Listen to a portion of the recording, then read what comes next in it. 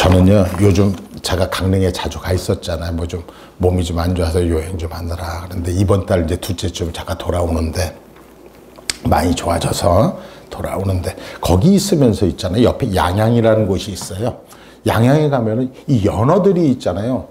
거기 연어 축제도 막 하고 그러는데 한번 싹 가봤더니 많이 올라온대요. 그래서 보았더니 연어들이요, 막 강물을 타고 막 오는 거예요. 오면서 보면 요즘은 강마다 이 볼을 만들어 놨잖아요. 물을 아끼기 위해서. 볼을 만들어 놨는데 이 연어들이 말이에요. 태평양으로 이제 그 양양의 그 강에서 이제 태어나서 바다로 나가서 3년 동안을 막 다니다가 이제 다 큰 연어가 되어가지고 다시 양양으로 돌아오는데 거기에 보면은 이게 보가 있잖아요. 그럼 물살이 세잖아요. 거기서 떨어지듯이 폭포처럼 떨어지는데 한 2, 3m 막 되더라고요. 근데 이 연어들이요, 쫙, 근데 이거 펄떡펄떡 뛰어넘는 거예요. 빙글빙글 막 죽쓰듯이 있잖아요. 돌다가 탁 넘어가는데, 우와, 되게 신기하더라고요. 그럼 또 그 위에 올라가면 또 낚시꾼들이 그걸 또 잡겠다고 또 낚시하는 사람들도 있고, 이런 모습을 제가 봤어요. 그 많은 연어들이 말이에요. 자기가 태어난 강으로 호수로 이렇게 올라오는데 얼마나 신기한지 참으로 신기하더라고요. 물이 떨어지는 것보다 더 빠르게 올라가 힘을 써야만이 그것을 타고 넘을 수 있기 때문에 그걸 보면서 우리 그리스도인들도 이렇게 좀 타고 넘어야 된다. 고난이 올지라도 환난이 올지라도 그 어떤 것이 다가올지라도 왜? 내 뒤에는 하나님이라는 예수 그리스도라는 든든한 백이 있으니까 그것을 믿고 돌파할 수 있는 그러한 모습들이 우리 그리스도인들에게 나타났으면 좋겠다 하는 생각을 좀 해보았습니다. 어쨌든 이렇게 올라가서 상류로 계속 올라가서 거기서 알을 낳고는 탁 죽고선 뒤집어져 버리더라고요. 그런데 그 고향을 찾아가는 그 연어들, 그 폭포 같은 그 볼을 거슬러 올라가는 그 연어들을 보니까 아주 존경스럽기까지 하더라고요. 대단해요. 대단한 힘으로, 대단한 열정으로 자기 고향을 향해서 돌아가는 그 연어들. 이런 것을 보고 우리가 흔히 말하기를 이 연어를 보고 회귀성 동물이다라고 말을 합니다. 회귀성 동물. 몸속에 있는 그 나침판을 따라서 태양을 이정표 삼아서 고향으로를 찾아 돌아가는 그러한 동물들이 있는데 그 동물들을 회귀성 동물들이다 이렇게 말을 합니다. 그런데 여러분 물고기만 그런 게 아니더라고요. 포유류 가운데서도 많은 짐승들이 죽을 때가 되면은 반드시 자기가 태어난 고향으로 돌아가서 자기의 삶을 마감하는 그러한 동물들이 많이 있다고 합니다. 늑대는 자기 고향으로 돌아가지는 않지만 밤마다 자기 고향을 바라보면서 늑대들은 울음소리를 낸다고 하잖아요. 자, 이제 우리 한번 생각해 보십시다.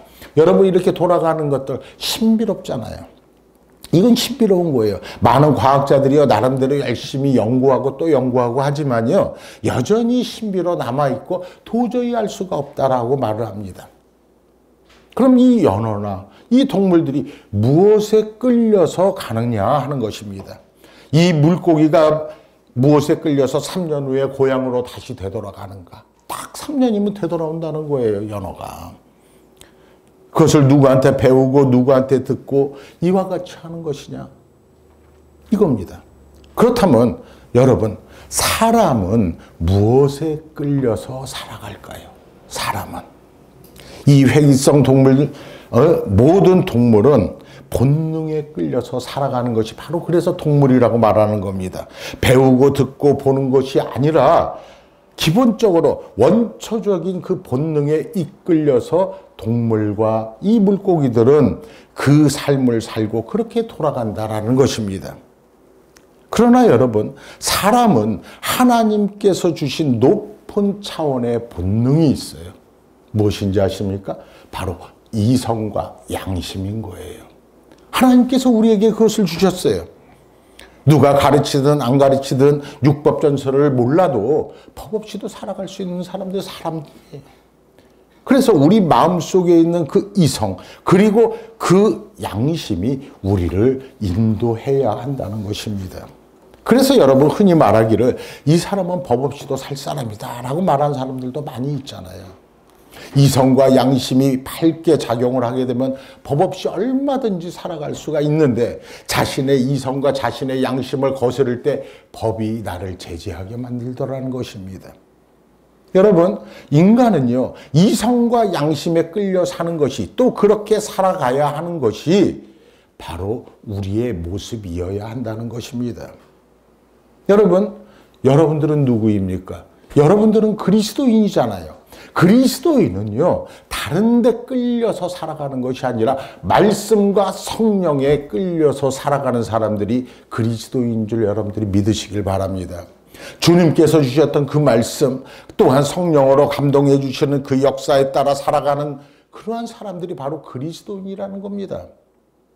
우리가 처음 예수님을 믿을 때 내가 예수 믿고 내가 깨닫고 또 내가 예수를 따라가는 줄로 생각하지만 그것은 착각이잖아요. 얼마가 믿고 보면요, 그게 아니라는 것을 우리는 분명히 알게 되잖아요. 그래서 여러분, 믿음은 뭐라고 그랬어요? 믿음은 선물이라고 말했단 말이에요. 자, 이제 우리는 다시 깨닫습니다. 내가 받은 게 믿은 것이 아니라 바로 하나님께서 나를 인도한 것이라는 것을 우리는 인정해야 한다는 것입니다. 그가 나를 믿게 한 거예요. 그가 나를 붙들어서 당신의 사람이 되게 하고 당신의 사람으로 만들어서 나를 믿게 했더라는 것입니다. 여기서 우리는요, 그 놀라운 그 주님의 능력, 그 주님의 섭리에 우리가 감격하게 되고 좀 더 나아가서는요, 주님의 뜻에 따라 그 크신 경륜 속에서 내가 쓰여지고 있다는, 내가 사용되고 있다라는 것을 우리는 깨달을 수 있어야 한다는 것입니다. 그래서 여러분, 예수 믿는다는 것은요, 그리스도 안에 있는 자기 자신을 발견하는 것이 바로 믿는다는 것입니다. 여러분들은 그리스도 안에 있습니까? 여러분들은 그리스도 안에 있는 자신을 발견한 적이 있습니까?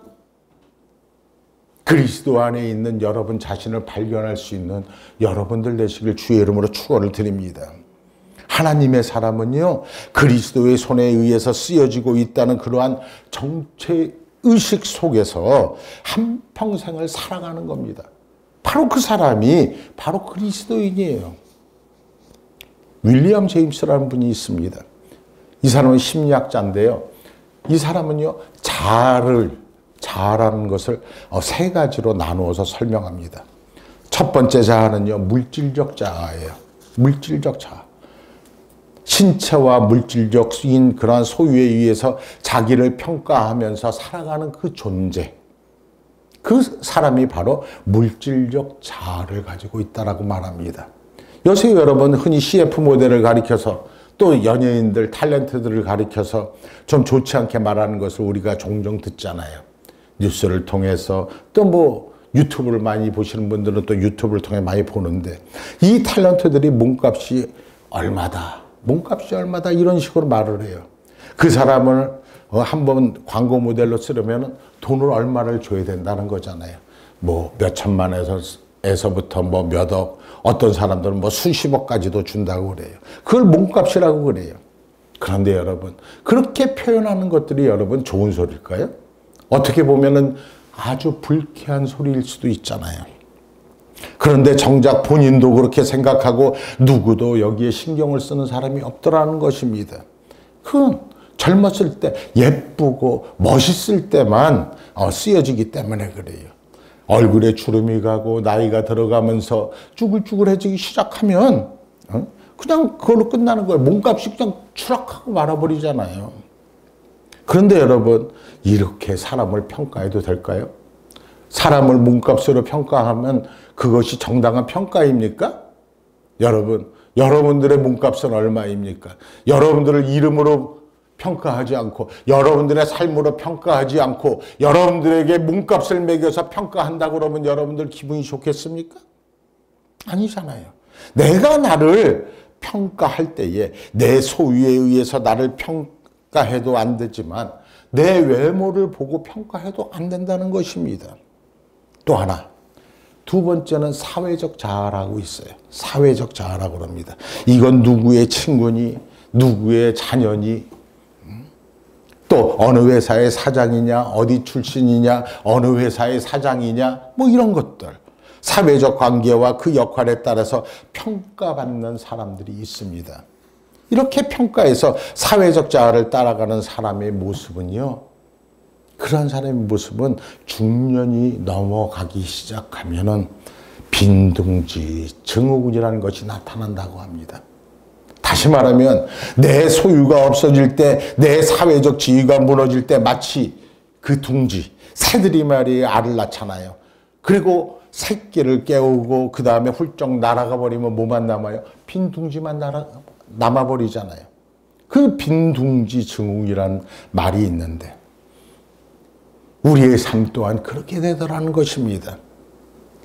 허망하고 허무하고 절망 가운데 서게 되더라는 것이지요. 쓸모없는 사람이 되어간다는 것입니다. 그래서 가장 비참한 것은요, 자기를 잊어버리는 것이 비참한 거예요. 그런데 이거보다 더 비참한 것은요, 자기를 도둑맞는 거예요. 나 자신을 도둑맞아서 내가 누구인지도 모르고 나는 껍데기, 빈 껍데기만 남아버린 것처럼 살아가는 것. 그런데 여러분, 그보다 더 비참한 것은요, 내 자신을, 자기 자신을 빼앗기는 거예요.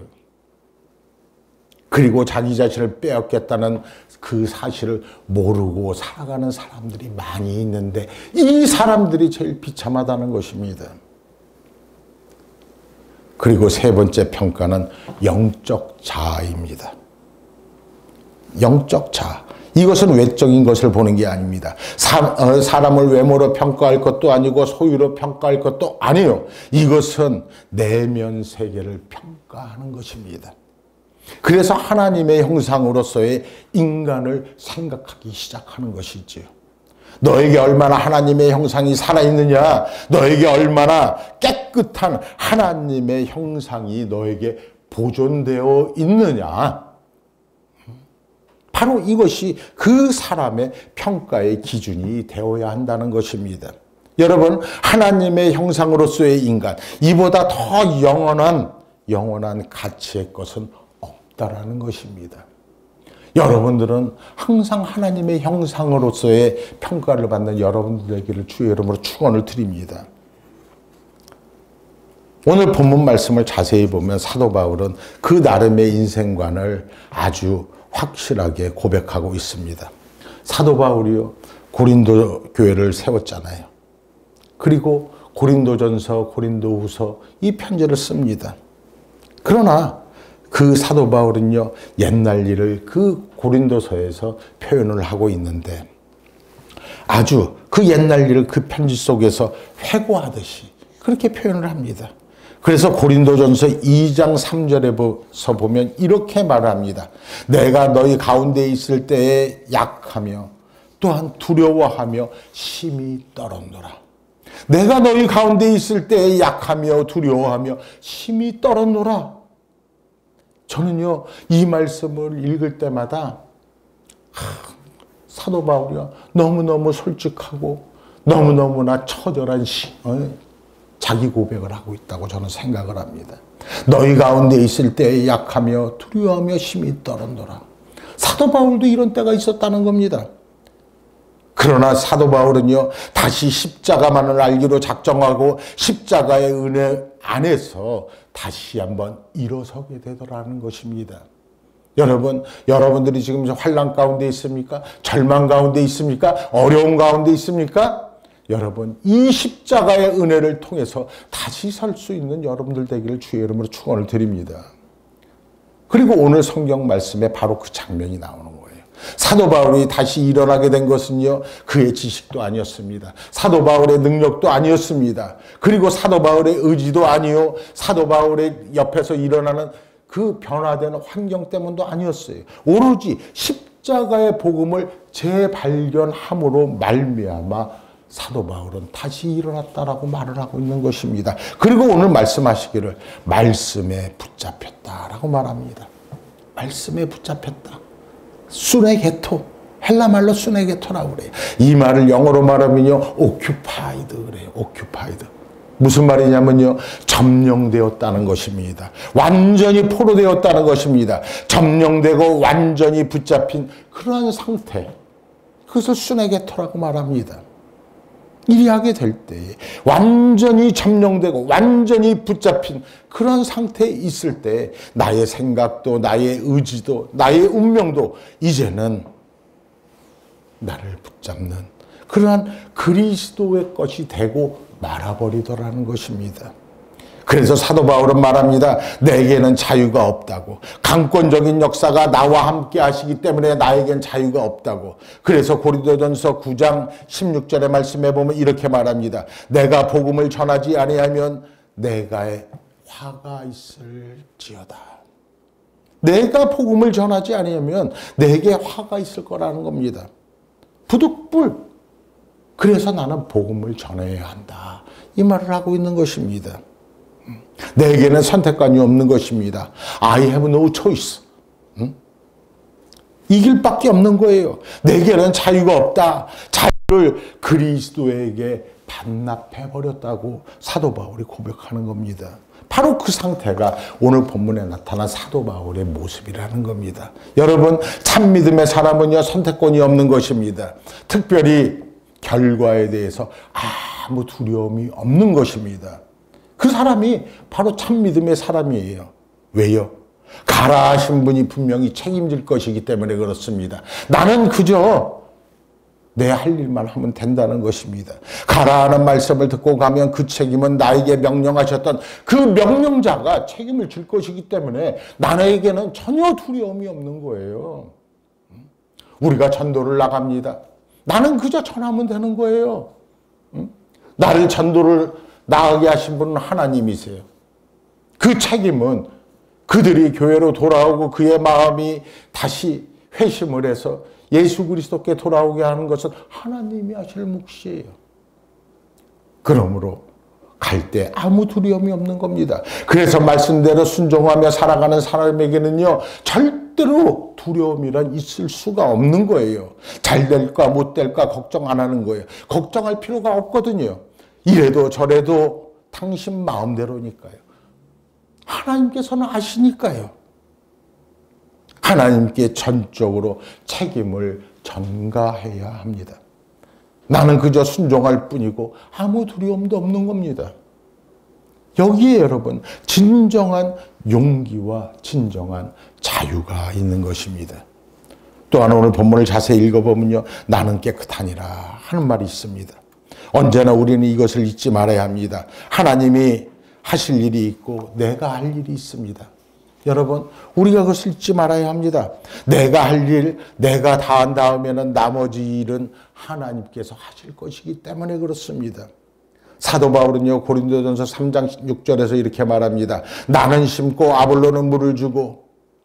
여러분, 우리가 다 같이 순종하지만은 잘하게 하시는 이는 하나님이시니라. 이렇게 말합니다. 내가 할 일, 내가 다 했어요. 그러므로 나는 깨끗한 거예요. 내가 할 일만 다 하면 되는 거예요. 에스겔 3장 18절과 19절의 말씀에 보면요, 유명한 아주 엄격한 말씀이 나옵니다. 전쟁 상황 중에 나팔수가 있잖아요. 파수꾼이 있잖아요. 자지 않고 기다렸다가 만약에 적이 오면은 얼른 나팔을 불어서 자기 진영의 사람들을 다 깨워야 되는 거잖아요. 나팔을 분 다음에 정황이 잘못돼서 전쟁에 이겼든 전쟁에 졌든 그건 상관이 없는 거예요. 만일에 지더라도 그래도 나팔을 분 그 사람은 깨끗한 겁니다. 손이 깨끗하다고 그랬어요. 그러나 만일에 나팔수가 파수꾼이 나팔을 불지 않았다면, 불어야 할 때 그 나팔을 불지 않았다면 어떻게 될까요? 이 때문에 적이 들어와서 포위하고 그만 이 부대가 전멸을 해버리게 됩니다. 그러면 그 모든 책임은 누구에게 있어요? 바로 파수꾼에게 있거든요. 나팔을 불지 아니한 그 책임을 그 파수꾼에게 묻는 거예요.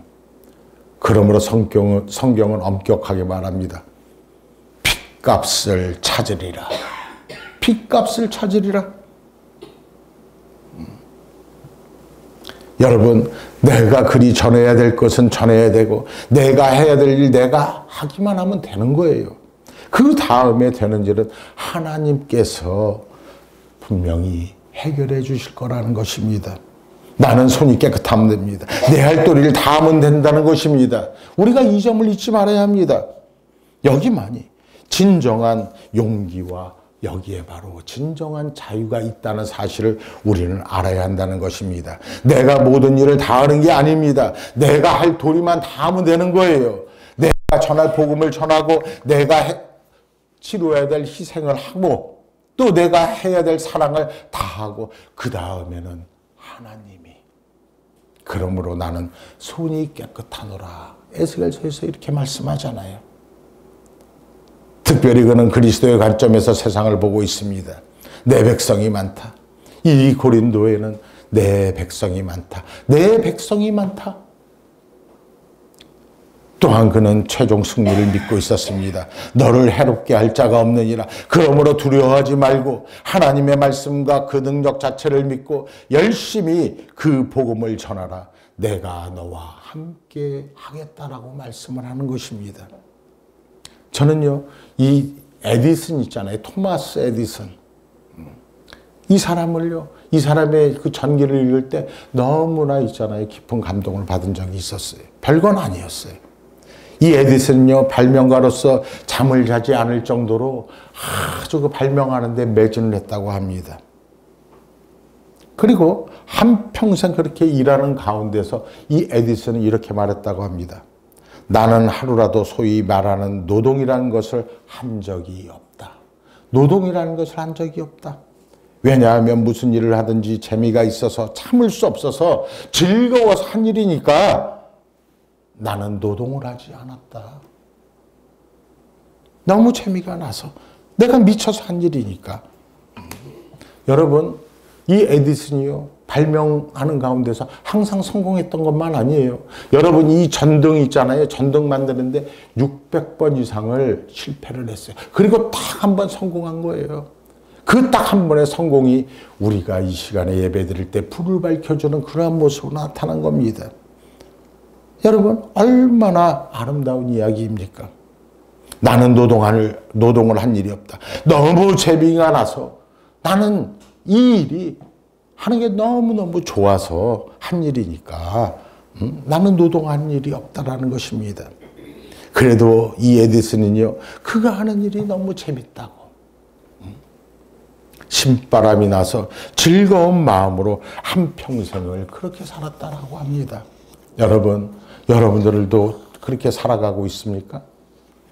미국에서 시카고에서 기독교 대회가 열렸던 적이 있습니다. 그래서 이 기독교 대회가 열렸을 때 성경에 그 오류가 있느냐 없느냐를 가지고 토론을 벌였어요. 그때 러시아에서 온 대표 3사람도 함께 있었는데 3일 동안 한마디도 이 사람들이 안 했다는 겁니다. 참석은 계속 하는데 한마디도 안 했대요. 그래서 이 끝날 때쯤 돼서 거기 토론하던 그 사람들이 러시아 그 대표들에게 당신들도 몇 마디 좀 해보십시오. 이렇게 말을 했다는 것입니다. 그랬더니 이 사람들이 하나님의 말씀대로 살다 보면 오류가 없다는 것을 스스로 알게 될 텐데 뭘 토론을 하자고 하는 겁니까? 이렇게 얘기했다는 겁니다. 이때 모든 사람들이 숙연해졌다고 합니다. R.A. 토레이라고 하는 목사님이 계십니다. 그 목사님께서 성경을 번역하는 데 대해서 말씀합니다. 이 성경 번역에 대해서 보면은 막 우리는 이제 공동 번역이라고 그러죠. 뭐 미국에 가면 뭐 다른 성경 책들을 보면은 뭐 킹 제임스니 뭐 이런 여러 가지 뭐 버전들이 있다고 그러잖아요. 그 많은 번역이 있는데 요새는요, 뭐 노래도 있잖아요. 뭐 누구 버전 뭐 이런 것들이 많이 있더라고요. 성경도 그러면서 버전이 있다고 그러면서 뭐 요즘은요 유머도 버전이 있대요. 무슨 뭐 심영래 버전이 있고 뭐 유세윤 문세윤이에요, 누구예요? 그 사람 뭐 버전이 또 따로 있대요. 같은 걸 하는데도. 그런데 그는 말합니다. 토레이 목사님이 이렇게 말하는 거예요. 가장 위대한 번역은 나의 삶으로 성경을 번역하는 것이다.